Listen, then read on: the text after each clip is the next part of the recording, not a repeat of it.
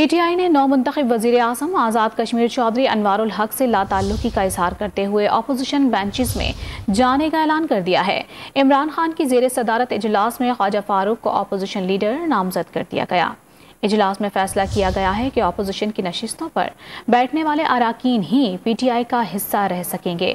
سابق وزیر اعظم عبدالقیوم نیازی کو سردار تنویر الیاس کی جگہ پی ٹی آئی آزاد جموں کشمیر کا صدر مقرر کر دیا گیا۔ عبدالقیوم نیازی جلد آزاد کشمیر میں پارٹی کی تنظیم سازی کا عمل مکمل کریں گے۔ تنویر الیاس نے پی ٹی آئی حکومت کے خاتمے کا ملبہ پرویز خٹک پر گرا دیا۔ انہوں نے بھی کہا کہ پرویز خٹک سے اختلافات ہو سکتے ہیں لیکن پی ٹی آئی کے جھنڈے تلے سب ایک ہیں۔